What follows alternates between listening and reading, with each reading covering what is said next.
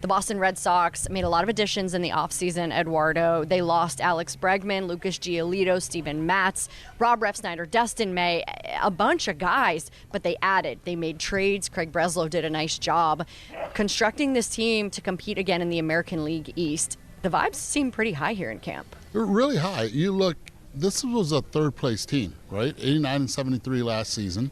It's a team that had a lot of turnover, but I think they got better. And that's a scary part. A lot of people are wondering, are they better than the Toronto Blue Jays? Are they better than the New York Yankees? Well, we don't know, and time will tell, but what I can say is that there's a really good balance of what they have here, love the chemistry, but most importantly, they addressed issues that they needed. They needed starting pitching, check. They needed better defense, check. They needed contact hitting, check.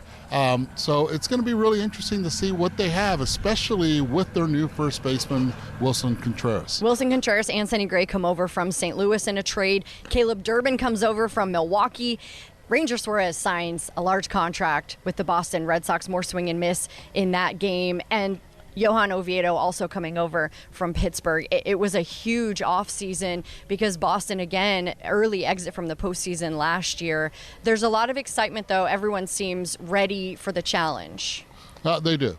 They do, and they're ready for the challenge. And I think the younger guys that are in spring training right now understand how to deal with a big league season. They understand what it is to travel as a big leaguer. They understand what it is to play in Fenway Park and not just in Fenway South where we are right now.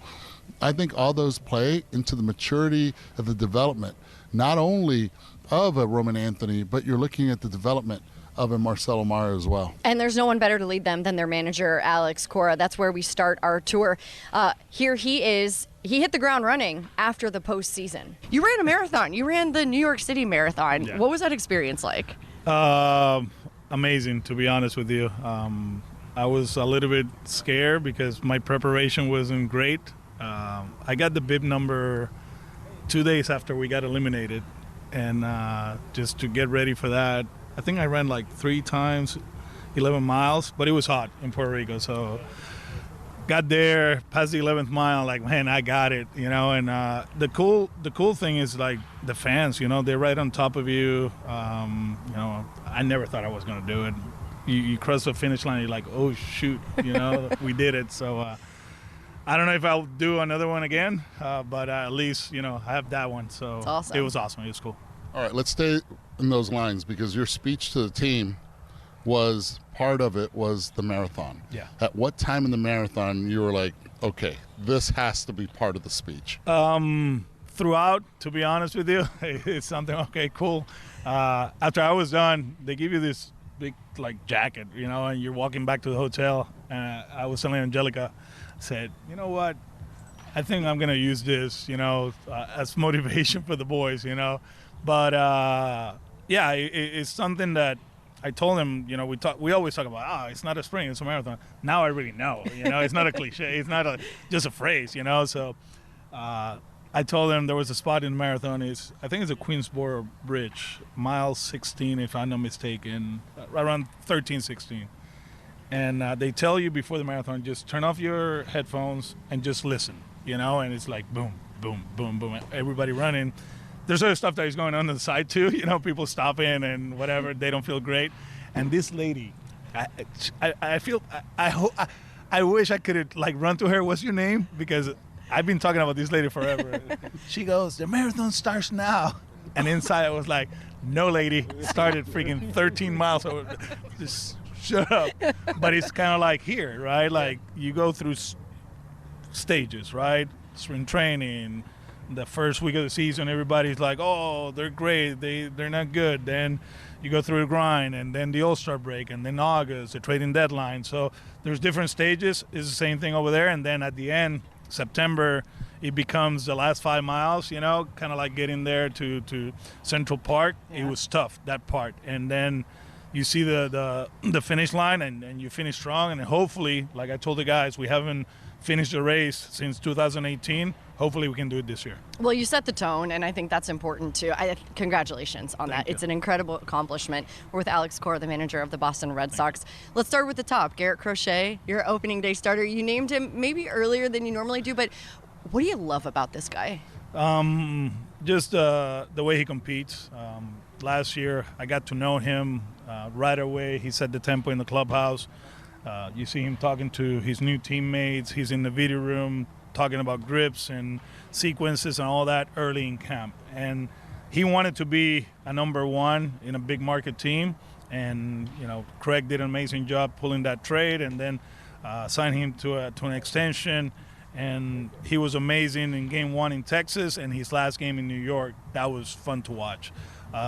We talk about it during the season, and he doesn't like when I take him out early. We actually don't talk about it because it's kind of hard to tell somebody, hey, you got 85 pitches today, and he's going to do everything possible to go 9 on 85 pitches. So we'll keep it quiet, and he doesn't like that, but understanding that to do cool things in October, we have to take care of you during the season. He threw 118 pitches in New York, and he was amazing, and he understands now what it takes, and hopefully it's not only one game in October. Hopefully he can pitch late into October and, celebrate, World Series championship. But your general manager then goes out and adds to that starting rotation. You go get Oviedo, then Sonny Gray. Then all of a sudden, Ranger Suarez adds to the rotation, and you add also the guy that comes back, signed to a multi-year deal a couple years ago in Brian Bayo. A little bit different feeling in this spring training coming out of here. 100%, and that's the reason we feel so confident that we will compete to win the division, and we're going to play deep into October. You had Crochet, a number one, just kind of like Detroit and Skubal, right? Like you have that guy every 5 days, you feel really good about your chances of winning, but now you got Sonny, who just watching him and following him in camp, impressive. The attention to detail, the intensity of every repetition, is contagious. He's not a vocal leader. He leads by example, and he's going to help Bayo to be better because they're kind of similar with their stuff. And then Suarez, talking to Kyle Schwarber and Dave Dombrowski, the whole no pulse thing, like he doesn't panic. I mean, it's real. It's real. It's like he's so like easygoing and happy, and then when he gets on the mound, he's a bulldog, and he's done it in the postseason. Our job is to keep him healthy. He's very unique in what he does, right? He doesn't throw hard. He misses bats. He induces weak contact, and hopefully we can get him deeper into the games. And Oviedo, physical. Then you got Tolle, and you got Early, and we're deeper than in the past. And not only deeper, we're better. Like you see Early during camp, he gained 15 pounds. He's throwing 96. Tolle. Today, actually, Tolle has a big presentation in the clubhouse about USA. We want to learn about USA because of WBC. So he has a 10-minute presentation, but the kid's throwing 100. So we feel good about our pitching staff. We feel good about our team.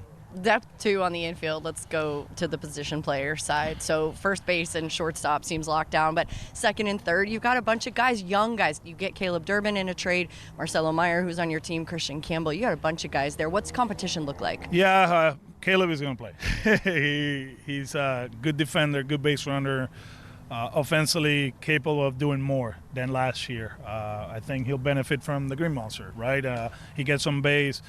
We haven't decided where he's going to play. He's either second or third. He did an amazing job at third base yesterday for one of the best teams in the big leagues and one of the best defensive teams in the big leagues. So he feels very comfortable there. With Marcelo, we're pushing him. You read the quotes, from the manager, like it's not a given. We're giving him the baton. Now he has to run, right? And I think he's ready. He's ready in that aspect, but there's a few red flags. Can he handle the bulk? Can he play second base? Can he play third? Can he hit lefties? And for him, it starts tomorrow. It just happens that it's Chris Sale tomorrow, by the way. Good luck, Marcelo. But I think he's a good player. He's a good player. And KC right now, we're keeping him in center field now. We need him to get going offensively. But he's part of the solution. We'll see when. But we feel really good where he's at now with his progression. What about first base? Obviously, you guys come in and bring in Willson Contreras, but then again, you also have Tristan Casas that we saw him running a couple days ago. The mask man. What can you tell us about how Contreras fits well here, and also where is the mask man in this situation? Yeah, the mask man right now is rehabbing. He looks great. He did an amazing job during the offseason. He actually moved here to Fort Myers just to be around the complex and, kill the rehab. And he feels really good. Still in a rehab process.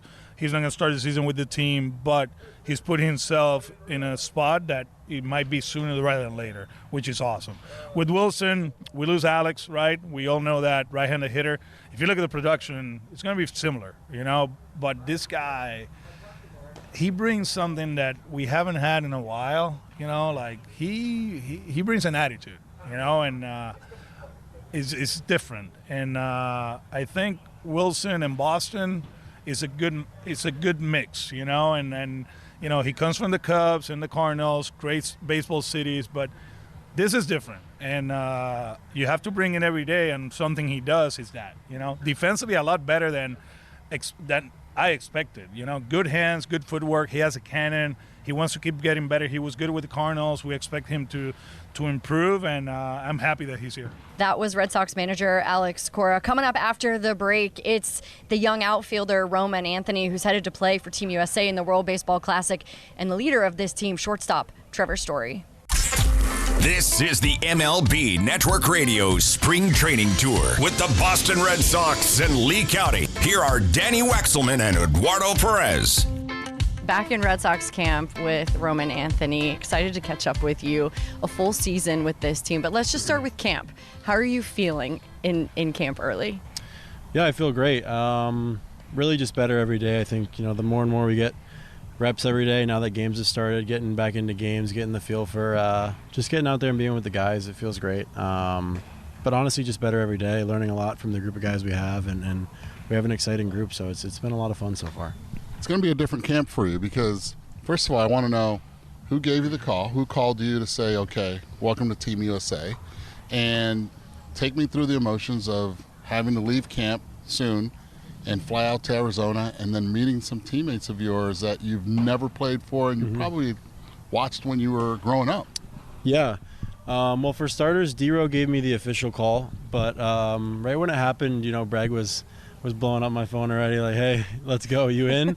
And then AC mentioned it, and obviously we were still pending physical and had a few things that we wanted to meet up about and see where we were at as a whole, front office, AC, see what was right for the team, everything. But, for me, just getting that opportunity, growing up, watching all these guys on TV and watching the WBC and watching them win in San Diego, it's always been a dream of mine.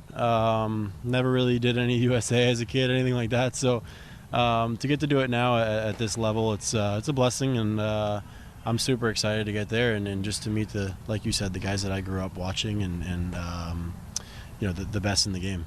You get one opportunity, one selfie with a USA teammate. Who's it going to be with? Ooh. I'm going to stick with my guy, Bragg. That's my guy.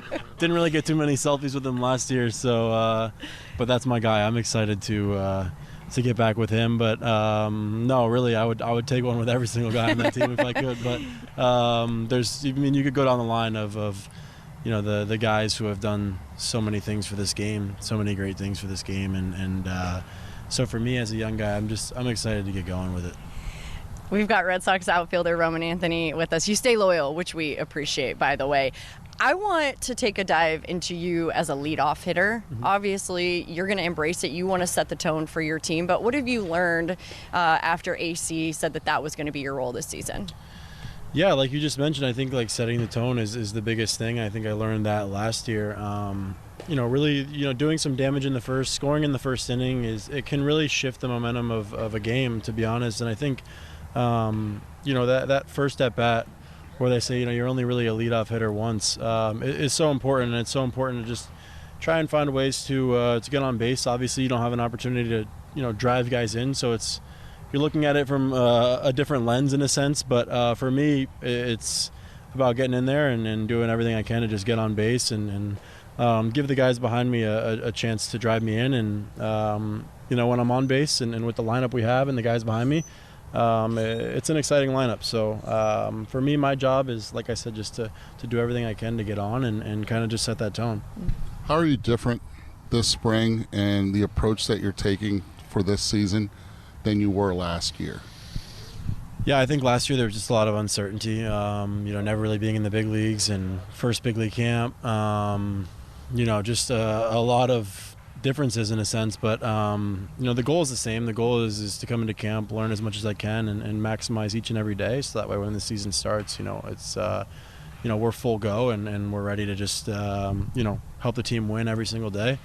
But I think this year, understanding, what works for me, learning what I learned last year, going through an injury, understanding what it takes, physically, mentally, every aspect of the game to be the best that I can for 162 plus. I think that's the biggest difference, and there's a little bit of an understanding, coming into year two that, I know where I'm going to be. I know where I got a feel for the city, got a feel for, road trips, everything like that. So a little bit more prepared for sure than I was last year. You're listening to Roman Anthony. I feel like a big topic this year is the chemistry that you guys have as a team. I can see it in all the social media clips and the behind the scenes. I can see it in the way that you talk to your teammates. When you have that chemistry and culture, what does that do for you as a player? Yeah, it's amazing. I think that's why it was so great last year as well. Like just coming in and coming into spring training as a guy who wasn't even really on the team yet and just meshing so well with the group that we had and bringing that into this year again. I think that's like last year we had so much fun and it was just like we were just a bunch of goofballs playing together on the field having fun, and I think that's the way it's got to be, and we knew what we had to do when we took the field. But as far as just coming to the field every day, being with this group of guys, it just feels so real in the clubhouse, and we feel so tight-knit together, and I think that's what makes a good team, and all the teams that win the World Series, I think they're so close on and off the field, and I think we do a great job of that. And your nickname for Trevor Story? Unk. Yeah. He's Two earned different that. guys, Jarren and Romy, they turned 30 this year, so they're Unk. So yeah, we let them know for sure. Me and Marcelo. That was young Red Sox outfielder Roman Anthony.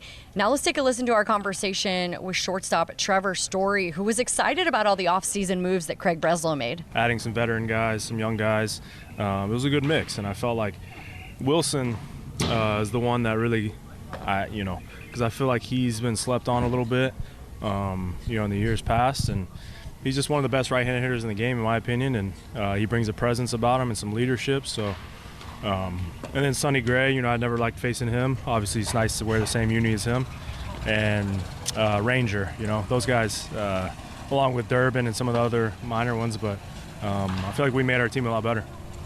Trevor, this offseason was different. Yes, the organization made a lot of moves, but even for you, it's like you come off a full season and you're like, now you can get ready for another season, not have to really try to rehab anything. Yeah. How much of a difference does that make? Because we saw the difference this past year in the way you produced. Yeah, it goes a long way. Having a clean offseason, not battling something or rehabbing, grinding on something every day. So, I was proud of that, able to play 157, and 155 plus is always my goal. So that's the case this year. And, I feel like I created some momentum and a lot of confidence there the last 4 months of the season, and we rode that into the offseason. And I know there's that extra gear in for me too. So I'm looking to show them that.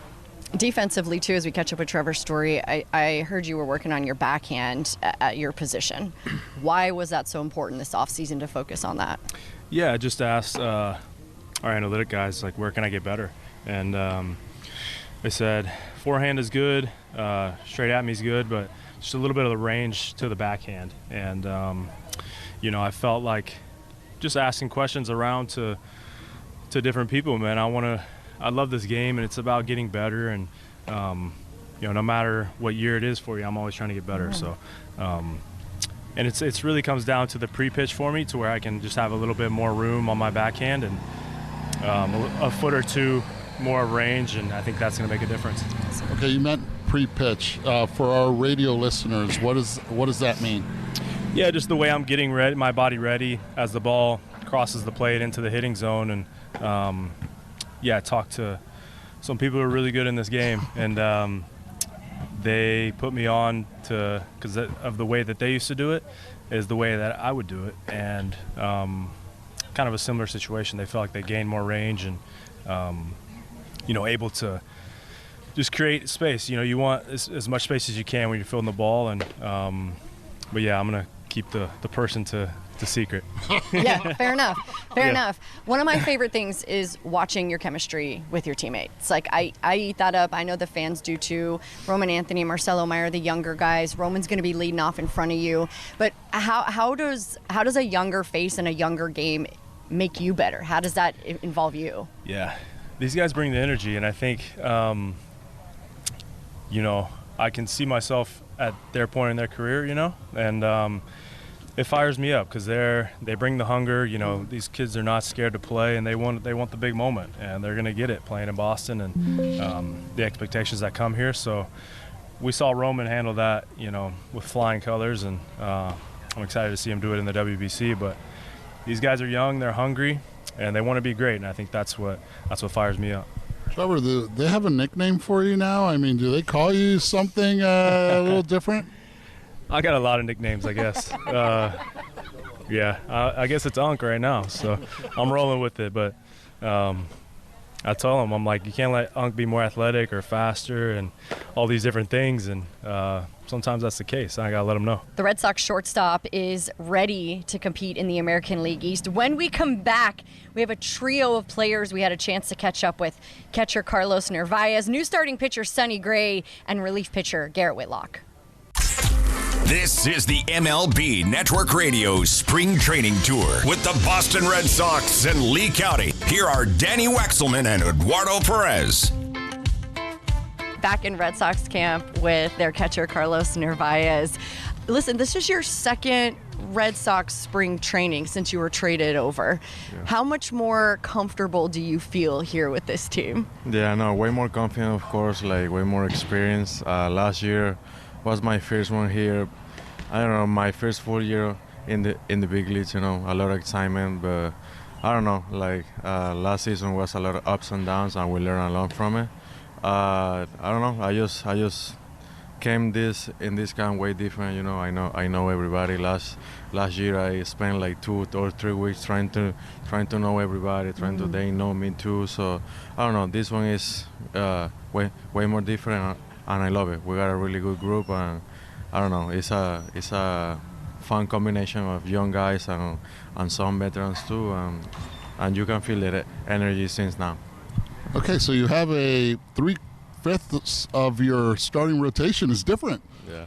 You got Sonny Gray, the veteran guy. You end up now getting Oviedo as well, and then you got Ranger from the left side. You tell us a little bit what you've learned from those 3 guys in camp so far. Yeah, I mean, we're still early, but I mean, the guys are amazing. Oviedo yesterday was really good. First inning, a little tough. Sonny hasn't pitched in a game. He's gonna go on Saturday. I'm excited for that because we're gonna be together. We got beats today. You know what I mean? Like the pitching stuff is money. Since last year, if you see the numbers throughout the year, it was awesome since the start and the last guy in the pen. So I'm pretty pumped. I'm pretty proud of being just behind the plate for those guys every day. And you know what I mean? Like everybody's in the same boat. We got Beast leading the starting pitchers, and we got Chappie leading the relievers. So you cannot ask for more on that. We're with the catcher of the Boston Red Sox, Carlos Narvaez. I'm glad you brought up Aroldis Chapman. The moment in the postseason when you went up to him, yeah. Right? It's such an iconic moment, but I'm wondering how much confidence that one moment gave you with your pitching staff to do that with Aroldis Chapman. Yeah, I mean, that was in the wild card series, of course. Like everybody was in, I don't know, like we got a lot of trust on that one. So I don't know, that was a key moment. I just talked to him, of course. Early on the season, I was a little bit, okay, I don't know how to talk Chappie or whatever, but then, okay, with that confidence, I just went straight to him and say like, hey bro, we're almost dead here, so let's go. Let's rip in fastball right here and let's go out of this jam. That was like 2 words that said, and he was okay, let's go Narvaez, and we did it. You know what I mean? Like, it was probably one of the best moments in the whole year last year, because of the moment, because we were just in New York, everybody was on their feet, you know what I mean? Like, we literally against the wall, and you know, we did it. He was awesome. And on the ABS system, what has your team decided on how you're going to approach that, and what have you experienced with it so far? I mean, I play with it in AAA. It's fun. Like I say, of course, it's going to be interesting, especially for the veteran guys, like, to get used to that. But I think it's going to be fun. Like I say, like, you gotta adjust. And I think the catcher and the hitter got the first option, because for pitchers, everybody looks strike for them. So yeah, I think catcher's gonna handle that, in the offensive side, any hitter can do that. Of course, like, we prioritize. We want to do in the key moments, not only like any pitch. But let's see how it goes. I mean, as of now, in spring training, it's only like few games, but it's been awesome. That was catcher Carlos Narvaez. His battery mate Sonny Gray coming over from the St. Louis Cardinals, but a new team is nothing new for Sonny Gray. It's been an easy transition. It started obviously in the off season, and then they actually reached out a lot, and we had a lot of the best you can do right in the off season. A lot of Zoom conversations, just a lot of conversations in general. A lot of the players reached out, so they made me feel welcomed early, which was very nice. You know, and then getting down here and getting in the spring, it's just kind of just felt natural and normal. But that's kind of like, you know, how I've kind of taken it in as myself, as getting traded and going to new teams. It's not trying to do anything other than just be yourself. And I kind of learned my lessons along the way of life and baseball career of that, is like, just don't try to be anything other than just who you are. And so that's kind of what I'm doing on my end, is just being myself. And it's just easier that way for all parties involved. But the transition's been great. I've enjoyed my time here in camp, and you know, look forward to just being around and learning, and eventually getting up to Boston and meeting the fans and seeing the area up there. So all is good here. We're catching up with Sonny Gray, new starting pitcher for the Boston Red Sox. You mentioned it's not new being on a new team, but you get to work with Carlos Narvaez, and I know you've had a chance to throw to him already. How do you build that relationship and get on the same page early? It's not new being on a new team. That is whatever it is, good, bad, and different.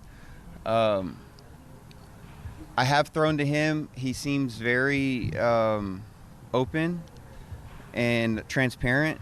I haven't pitched in a game yet here, but I've thrown some live BPs and some bullpens, obviously, and things of that nature. I think that relationship is very important, especially to me, and it seems like it is to him as well. That just has to come naturally. You can kind of like force the issue of just being around each other, right? Of just like, hey, I'm just going to go sit right here and see what happens. But I think the more natural it comes, the better. And I think that is just the best way for that, is to just be yourself. And I know I keep saying that, but I truly believe it. And I've learned that's just one of the main things that I have learned, is just don't try to be anything other than who you are. So that's kind of, but I have enjoyed my time with him. Yes. I want to talk about the kids, because I grew up in this game. My dad played with the Red Sox for 3 years. When you told your kids we're going to Boston, I want to know their reaction, because mine was pretty cool. So I want to know theirs. So my oldest son is very opinion based. He's very boy. He's very like he has an answer, and he has it all figured out. But he was the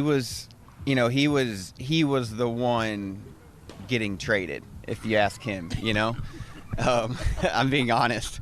Like, he was the one going through it. Like, the team needed to. It was kind of like that Blind Side when SJ, I think his name is SJ, when they're trying to like it was kind of like that. It's like, you know, you want to get through Sonny, you got to go through Gunnar. But he was happy with it. One of the first things is he did mention the green monster. He's like, I know exactly where we took him in there last year, and Declan as well. And he's like, I know exactly where I signed it. First thing I do when I get back there, I'm gonna go look at it.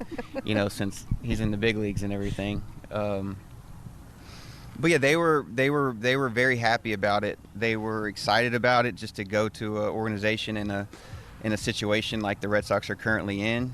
And yeah, that's the kind of it. They were obviously we were transparent with them throughout the process of as soon as kind of we told the Cardinals that, hey, it's probably time for us to move on, and that was from both parties, right? Both parties involved. It's probably the best for both avenues, both situations.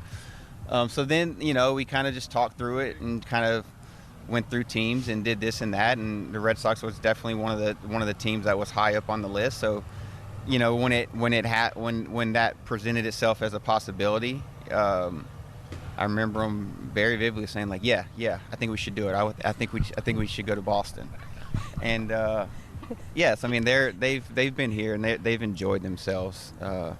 And that's a good thing. That was starting pitcher Sonny Gray. We go to the bullpen and get a chance to catch up with someone who was a workhorse for the Red Sox last season in Garrett Whitlock. Just a great group of guys that, you know, we all got along real well. And, you know, obviously we got Chapman down there anchoring us out. So, you know, it's always easy to, you know, try and shine a little bit when you got him and making sure that that's a zero in the ninth. But it's just a fun group of guys. And, you know, we're just kind of just the fun group that, you know, when the starter comes out, we know that that's our turn to make sure we throw up as many zeros to end the game as we can. Aroldis isn't much of words, but his workout routine is ridiculous. What have you learned from it, and can you describe it to our radio audience, what it's like living through this every day? It's funny. See, everyone says, like, oh, Chappie doesn't speak much, and it's like I get him to talk a lot. He's pretty funny. I mean, he's got a really good sense of humor. He loves just cutting up with the guys. But it's awesome. I mean, you see it. He's the first guy here every day. By the time I get here, he's already pretty much midway through his workout in the gym. He's one of the strongest guys I know. You know, I talk to him a lot about his workout routine, and, you know, like, he's got his place in Boston. He has his places on the road that he goes to before he even gets to the field. It's impressive. So, I mean, you know, just the routine, everything that shows you why he's able to do what he does, you know, at it as long as he's been able to do it. And it's something that, you know, I strive to make sure that, you know, I may never look like Chappie, but, you know, hopefully I can play as long as Chappie. I'm guessing too, like, when you see the way that he can grip the ball with his hands and, like, the way that he's still evolving as a pitcher, that is motivating for you too. Yeah, absolutely. I mean, that's the name of the game, is always be a student, always learn, always mold yourself to be better. And I mean, Chappie's a prime example of that. You know, I mean, like I said, I'm so fortunate to be able to be right there with him. You know, and like I said, I've gotten to know him pretty well. We're pretty close, and so I love the fact that, you know, he's very willing to share. Like, any questions, anything like that, he's willing to share. He's willing to open up, and, you know, so we're very fortunate to have him, and I'm thrilled to be his teammate. Continue this conversation with Garrett Whitlock. Garrett, when you leave the bullpen, they call your name, and you're coming in. Is there some routine that you do last pitch, the way you come out of the gate, if it's depending on each stadium, that we don't really know about you, but you're like, this is something that you do instinctively? I mean, it's nothing physically that I do. I just, like, I make sure, like, when I'm going through the gates, basically, like, I want to make sure I take it in. You know, like, I never want to take any time that I go out on a big league field for granted. So I kind of just, like, I always, like, I'm running in, but I'm looking, like, in the stands, like, man, this is awesome. Like, I can't believe I'm so blessed to be here, and, you know, I'm enjoying the moment. And then as soon as, like, the umpire does his check or whatever, then it's like, all right, lock in. That's the flip the switch. And then I'm up there and I'm praying. I'm just like, God, this is all for you, and, you know, I'm out here trying to play for you, and that's how I go about things. You did it a lot last season, more than 60 appearances. Like, yeah. You were doing that a lot. what do you think about coming into spring training and how you want to contribute? Because that's a lot of time spent being able to impact your team on the mound. Yeah, and that's the thing is we talk about it as a bullpen, you know, like our mentality and our focus and vision is like, hey, you know, like our starters are so good, like our job is to make sure when they leave the game with the lead that it stays that way. And like I think that's our whole mentality as a bullpen, as a unit.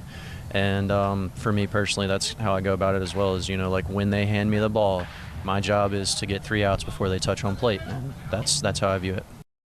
Pretty awesome to be the setup guy for Aroldis Chapman. That was Garrett Whitlock. When we come back, you're going to hear from the new first baseman for the Boston Red Sox. That's Willson Contreras. And then we go to the outfield and hear from outfielder Jarren Duran. This is the MLB Network Radio Spring Training Tour with the Boston Red Sox and Lee County. Here are Danny Wexelman and Eduardo Perez. We're back in Red Sox camp with their new first baseman, traded over from the St. Louis Cardinals, Willson Contreras. Hey, we talked to Alex Cora earlier, and he said that you've come to camp, you bring a little bit of edge to this team. What does that mean to you? It means a lot. It means a lot, especially coming from Alex Cora. I was very excited when he called me, trying to make the trade happen. And I thought it was a huge opportunity for me in my career to come here and see a different baseball play in the AL. I think it's going to be great. But also just watching the roster from top to bottom, seeing the depth they have here, and the chemistry that is already made is just amazing. Alex Cora. You heard a lot. You played against him as he was a manager and everything. What have you learned from him as a manager in the short period of time here in spring training that you just did not know about him? Man, I think what I'm noticing so far from Alex is that he cares about the details. And details in baseball matters. The fundamentals matters. And he takes every practice serious. So that's what I like from him. He kept everybody in the same line. He kept everybody focused. And that's why he wins. And I know I haven't played for him in this season, but I think I'm gonna love him playing for him. Another moment with Willson Contreras, the first baseman for the Red Sox. Your infield is stacked, your outfield has depth, but I wanna hear more about Trevor Story. What have you learned about him as a shortstop? He's a great guy. I think everything he does is smooth. I'm just hoping and praying to God he stay healthy this year. I know Story from when he was with Colorado, and he's always impressed myself. The way he handles himself, the way he goes through his business, and just having him besides me, it means a lot to me. I think he's one of the greatest shortstops in the game right now, and he's going to be there every single day. Kid, I know you can mash. That's not a question. We continue to speak with Willson Contreras. No, you do well. You do well, my friend. But what a lot of people were caught off guard is how good your defensive metrics were for space. How much work do you put into that? Since day one, I took the challenge, and everything for me is a challenge because I heard some comments from different people that cannot play defense. And I take it as an inspiration. I like when people say that because I know that I can get better, and there's always room to get better. I feel like coming into camp, this is my 11th camp, and I feel that there's always room to keep getting better. And that's my whole goal. And my whole goal for this year is to be back on the field playing great defense and try to win the Gold Glove. All right, I'm going there because I remember the last WBC. I walked into Jupiter, and you were the catcher of the St. Louis Cardinals, and you decided not to play for Team Venezuela because you wanted to get to know the staff. This year, we're seeing the Contreras brothers. Yeah. I know you're excited. Oh, yeah. I know your brother's excited. Yeah. La familia. Talk to me about the family. I mean, we all living the dream. We all living the dream. Like I said, I'm just really proud of my brother. I'm just really proud of the thing that we can do together on the field. It's going to be a special moment to share the clubhouse with him. I know it happened once in the All-Star game, but this time it's going to be different. I'm going to get to see more of his business, and I'm just excited to share the field with him, share the Venezuelan in front of my chest. And I know, like I said before, I know I've been a big boy for Venezuela, and I feel empathy for my country, and I want to play proud. I need a pickoff player, first base Contreras to Contreras. Backdoor. Oh man, it's gonna happen. It's gonna happen. I think he's ready to catch, and I'm just proud of my brother and proud of the team that we create to represent Venezuela. I want to pick your brain for a second. As Eduardo said, you know what it's like behind the plate. Garrett Crochet, your opening day starter, an absolute bulldog on the mound, but now you're playing behind him. Oh, it's great to play behind him. I believe me. I mean, I face him in live. It's not fun to face. Garrett Crochet is an ace. I think he has all the tools to become a Cy Young winner, and I have not much to say about him. He's just great. He can throw strikes. He attacks hitters. He knows the plan. He knows the weaknesses of a hitter. And nowadays has a new pitch. I think is deadly, and I'm just happy to be with him. That was new first baseman Willson Contreras talking about the World Baseball Classic. It's the only thing on everyone's mind right now as the guys gear up, and that includes Team Mexico's Jarren Duran. Super excited. I mean, it's even more exciting to know that there's so many more of my teammates going, and I'll get to play against them and chirp them from the other side of the field now instead of chirping them on my own team. So that's going to be super fun. So has there been any clubhouse banter in there? Because, yeah, you guys have a couple guys that are representing Great Britain. You got USA, yourselves. I mean, yourself. Tell me about the banter. Yeah, I mean, honestly, the banter hasn't been too bad. I mean, Roman kind of got after me yesterday when we were both at a Fanatics event. So he's kind of chirping me about USA and Team Mexico. And then I actually saw Buxton signing, so I chirped him and was like, "Oh, go Team Mexico," and he just kind of laughed at me when him and Roman were talking about USA. So it's gonna be fun. I'm excited to see all these guys play against each other. I feel like the competition is already building, but it's got to be in the clubhouse too. You have so many new faces, so many exciting additions to this team. Early in camp, is there anyone you've gravitated towards that's new on your team? Vinny's been new, but he's in my organization with me and my agent, so he's been kind of a new guy. Durbin's a great guy. You know, he's always, honestly, he seems like a morning guy. I haven't really asked him if he is, but every time he sees me, he says good morning and good to see you, and I say the same to him. So it's been an awesome experience to see who the morning guys are for sure.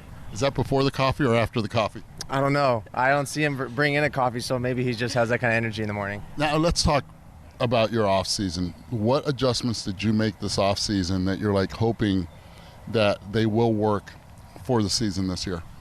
Honestly, I'm just trying to keep it simple. I feel like last year I kind of got away from myself and just trying to cause too much because we had a lot more weapons. I was like, oh, I have to do more.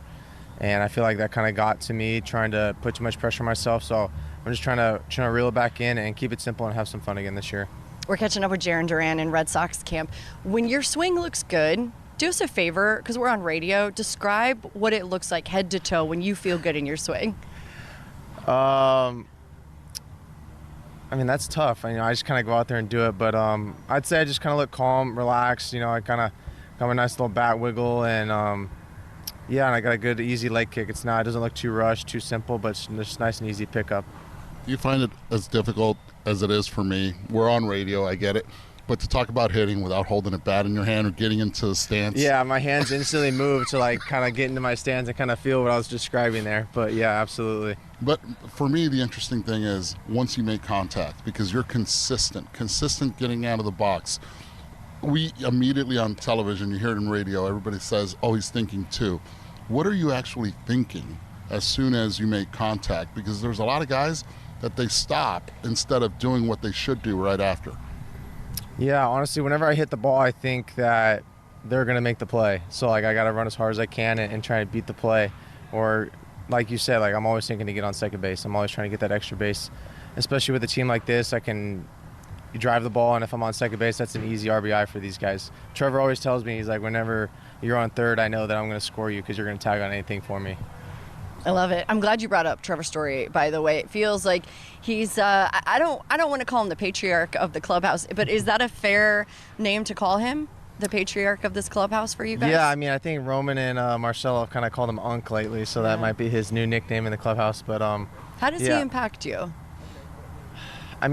He impacts me more off the field than on the field because he really keeps me just easy on myself because he knows how hard I am on myself, and he always keeps me happy and lightheaded. We're always chirping each other, having a good time. Whenever I see him, it's I can't give him a handshake. I got to give him a hug.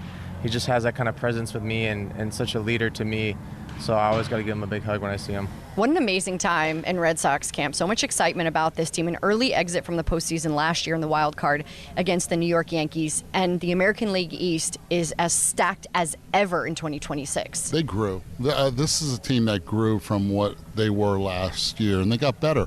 And Craig Breslow made sure that they got better. And I think that's one of the most important things. He understands that he has a really good manager that understands people. And how do you get your people to play at their best? And that's where he got to work. And he made sure that he had to make trades. He had to make acquisitions. He changed a little bit of the demeanor in this clubhouse, and I believe it's going to work for the Boston Red Sox. Defense is better. Contact hitting is better. And most importantly, they have 3 new starting pitchers that go along with the depth that they have with their youth. So I love where they're at right now. It does feel like they have depth in every aspect of their game. It's a matter of staying healthy. It's a matter of the younger guys like Roman Anthony with a new opportunity to produce for a full season. That's what they're going to need to be able to win this division. Well, last year at this time, we were wondering if Trevor Story was going to be able to play even 100 games. He played 157 games.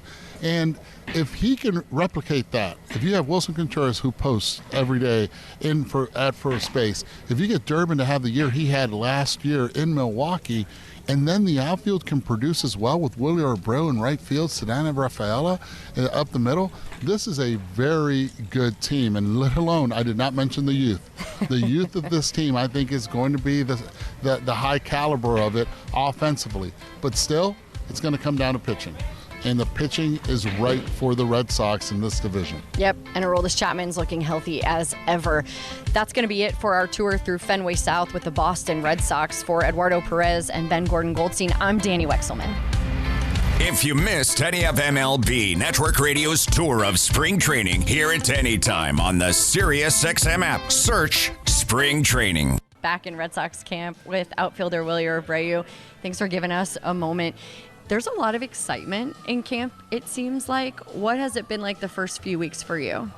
No, it's been really good. I mean, all the work that we've been putting is getting some results. I feel the camp has been great. I feel really good too, and I feel ready.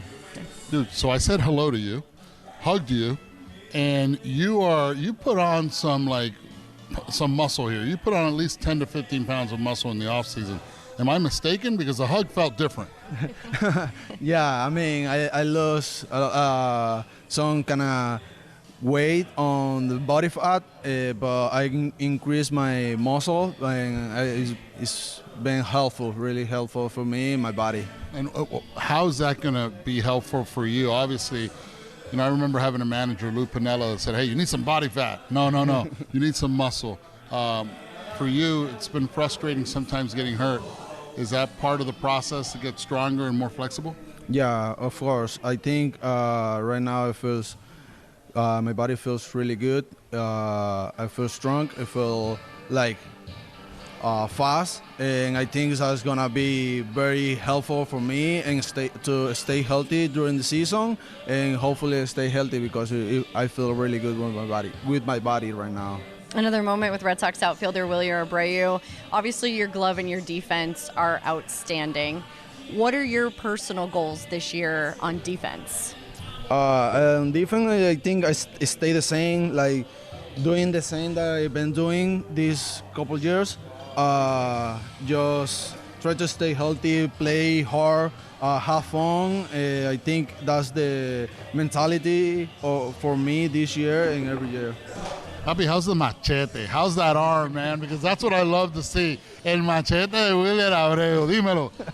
No, good. I mean, my arm always is ready. I take care of my arm every day, so I hope to stay healthy with my body and never have issue with my arm. So it's always ready, Wilyer, thank you so much. You're welcome. We're back in Red Sox camp with newest third baseman for them, Caleb Durbin, traded over from the Brewers. New colors, new team, new camp, new Grapefruit League, all of that good stuff. How are you settling in?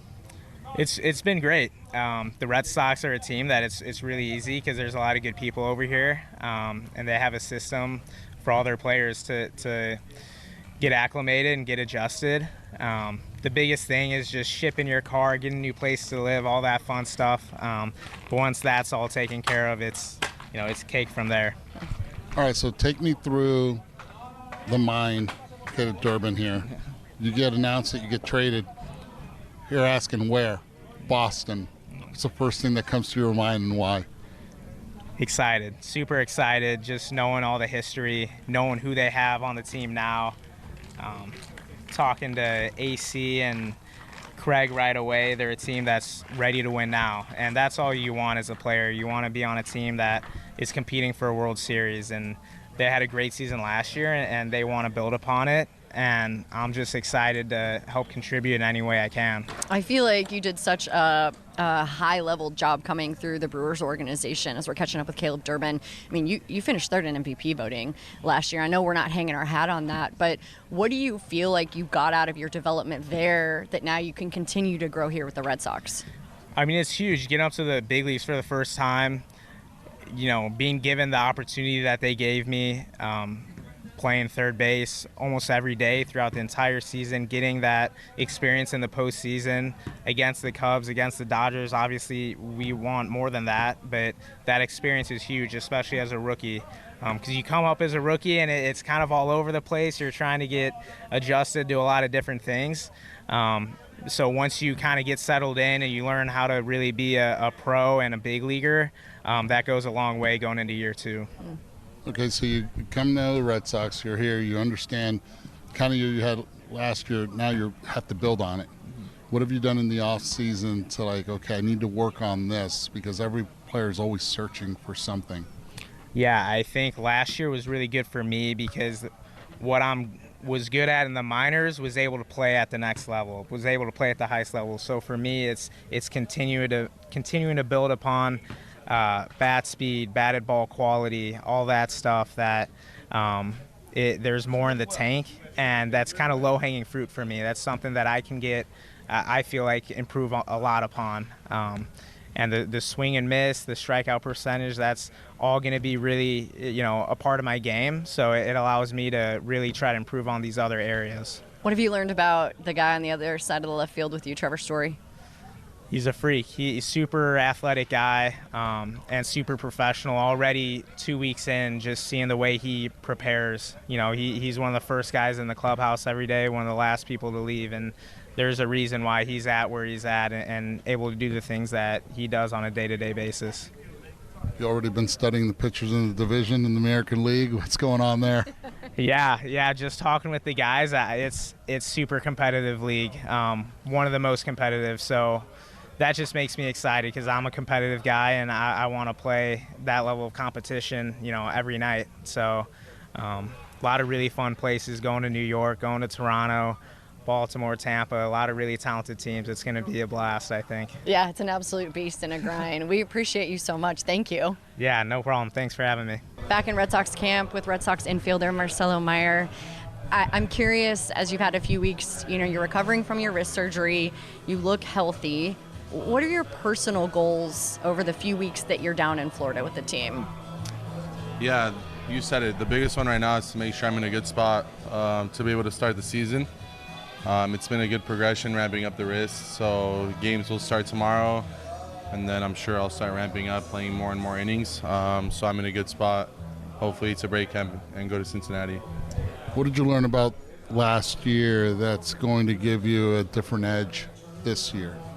Yeah, I mean, the biggest thing, I think it was just nice to get my feet wet, get some experience under my belt. Obviously, I didn't feel like I had the greatest year hitting-wise, so there's a few adjustments that needed to be made, a few swing adjustments. A lot of it, though, is just making sure I stay in the zone and get my pitch to hit. I saw you talking about the Traject machine. I don't have a ton of experience with that. I feel like it's such a big, fancy, expensive machine that you guys use that's so cool. Yeah. What do you like about it? I mean, I like to train and challenge myself, and that's about as close as you're going to get to game-like action. And I honestly think it's a little harder than the game. So anytime I can get in there and challenge myself and do mixed pitch on that thing, it makes the game a little bit easier.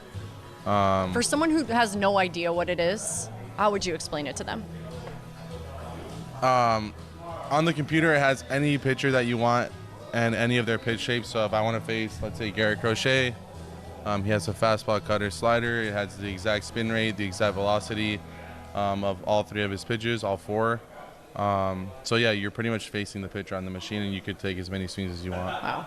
And it's like their A pitch, which is ridiculous as well. Insane. Yeah, it's crazy. You're facing like Garrett Cole with a ton of ride at 98, 99 every day, so it's good. Yeah, technology continues to advance as we continue this conversation with Marcelo Mayer.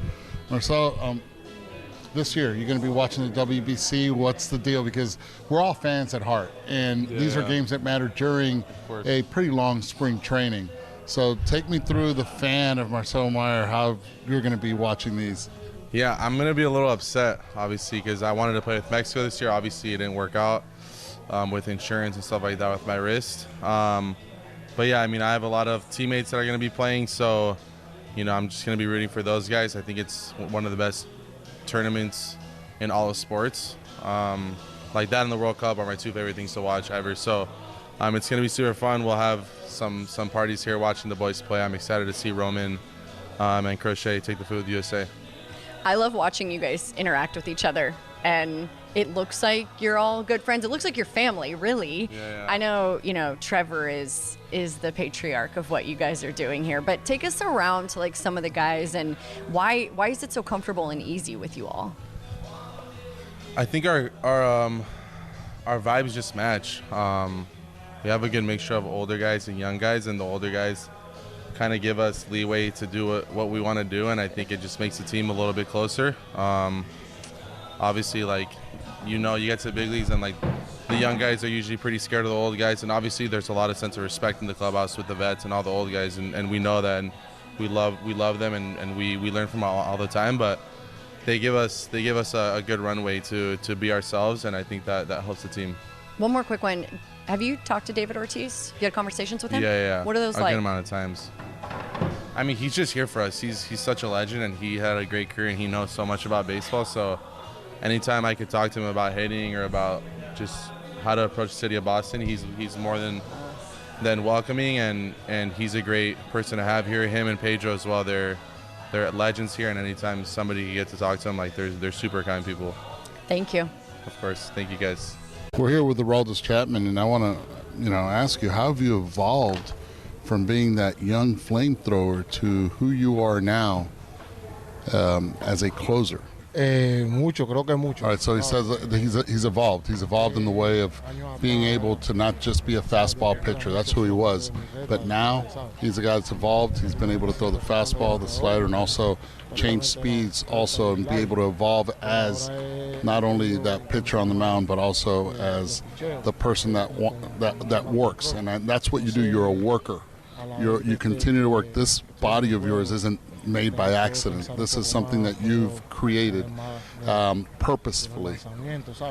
How hard is the training, your training method? Because we talked to Garrett Whitlock, and he says he can't even train half as hard as you do. En el off-season o en temporada? En off-season. En el off-season, todos los días, ¿sabes? Trabajo bastante duro. He says it's in the off-season. It's about working more on strength, more on flexibility, just working hard every day. But what about now during the season? He works hard, but not as hard lifting-wise and everything as during the off-season, but it's part of who he is. It's the routine of who he is. Aroldis, when they call your name to the bullpen, you already know, you've studied the situation, you know the ball is in your hands. When you come out of that gates, when you come out of the bullpen, what goes through your mind? No, solamente. It says focused. As soon as his name is called and that gate opens up and he's headed on the field, it's like you got the blinders on, like a horse, like a racehorse who has blinders on. He's focused on just one task in hand. And then when the game ends, the stance. How did that evolve? Why is that your signature stance? And who do you look at when that happens? Nada, ya algo He says it came out because the fans like it, and I did it one time, and I was like, you know what, this is fun. Guys pimp home runs, they flip bats, they do things. I do it. And do I stare at anyone? No, I really don't, unless I know the hitter. If I know the hitter, I give him a look. And it's all fun and games, but at the end of the day, it's him getting the job done perfectly. Aroldis, muchas gracias aquí. Te lo agradezco. Thank you. Gracias a ti, caballo. We're back in Red Sox camp with Baseball Hall of Famer and Red Sox legend, World Series hero David Ortiz. How cool is it for you personally to get to be back in camp and be around your team that you love so much? First of all, it's always an honor to see my brother from another mother. Eduardo Perez. Oh, you already know, man. This is my brother for real right here. And like you say, it's always good to come around and check up on the guys, pass the baton, just share the experience. And this game is a game that you never start learning. Mm-hmm. And I always show up a couple of days and share the experience. That's the most important thing. Yeah. How much of these spring trainings changed? Last time, I remember your last year, we sat in the dugout at JetBlue Park, and you're like, man, pitchers are starting to throw a lot harder. Mm-hmm. Remember that? Technology is getting a little too complicated. Mm-hmm. What has impressed you the most? Every time you come to spring training, you're like, and you guys have that information now? Mm-hmm. Oh, I tell you what, it's impressive the way the game is going, and I'm very happy about what I see, where the game is at right now. I mean, these guys' bodies nowadays is very impressive. I mean, in our days, guys are high. Mm-hmm. You can count them. Yeah. It wasn't many tall guys, very well built. Nowadays, everybody's very well built. Everybody, I mean, the way these guys, the athleticism that you see coming from them nowadays is very impressive.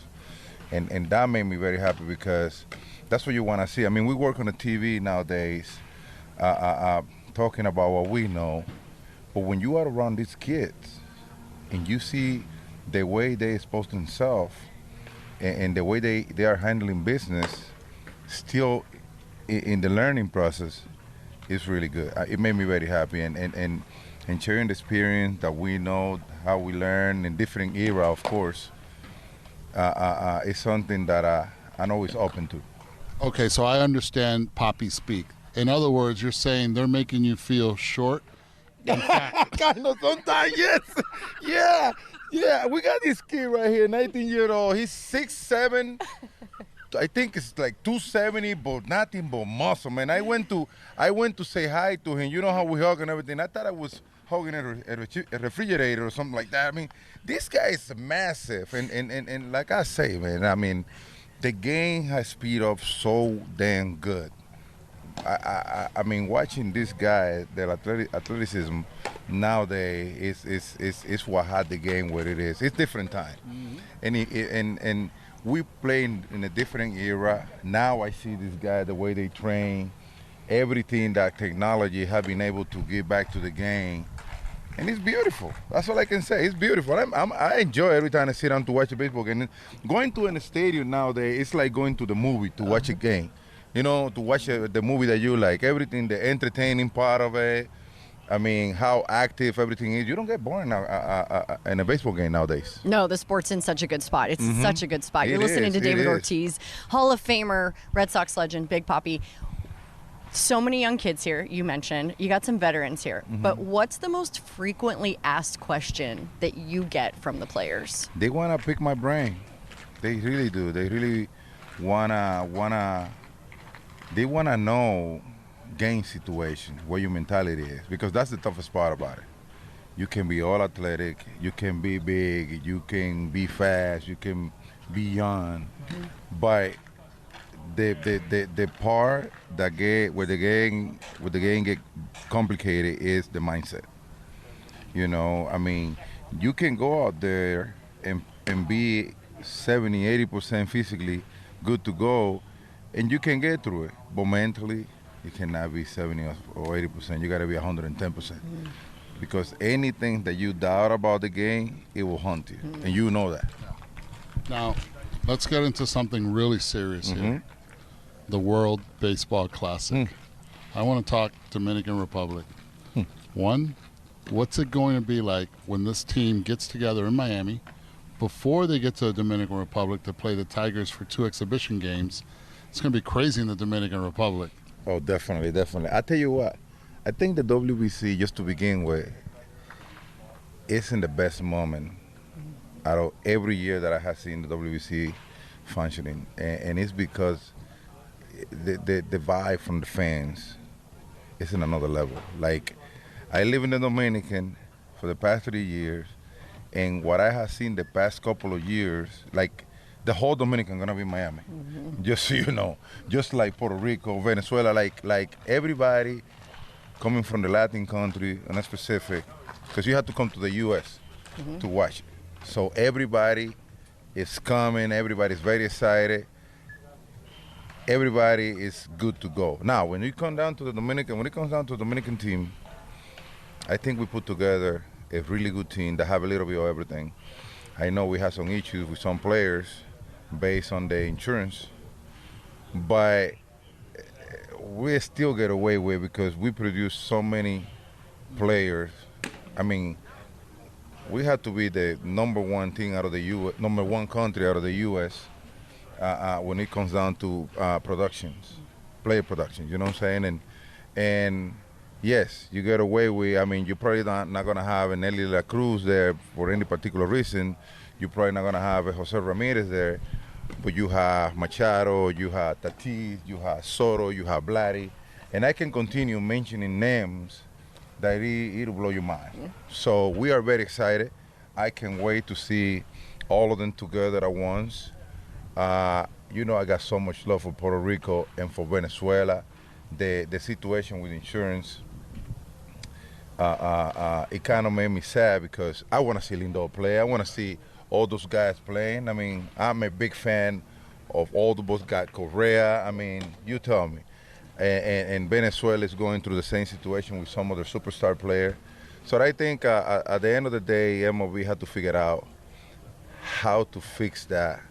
And it's because the momentum that the WBC is carrying right now, I think it's at the same level than the World Series.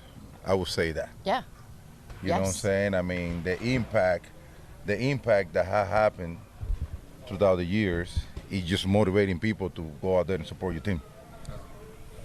Thank you so much for your time. I got Appreciate it. Anytime. I got time for this guy all the time. You know that. In Red Sox camp with Chief Baseball Officer Craig Breslow for the Boston Red Sox. You had a busy offseason, but from the outside, it looked successful. How do you grade what you were able to do and add to your team this year? Yeah, ultimately, the grade should take place at the end of the season, not before the season. But I think at this point, there were some deficiencies in the roster that we tried to address. Wanted to make sure that we gave some run for continued development of the guys that we have here, and then also bring in some acquisitions from outside that could fill some holes, and feel like we've largely done that. When you think about Willson and Sonny, Caleb, Ranger. But ultimately, we'll kind of revisit. We'll this wait and see. Sure. Yeah. Yeah, it's really interesting because Sonny and he's very methodical. It's talking about, we had a lot of Zoom calls, a lot of interesting conversations with Brez. Can you take us through a little bit without sharing the trade secrets of what that's all about to be able to get a player like that, Sonny Gray, to buy into Boston?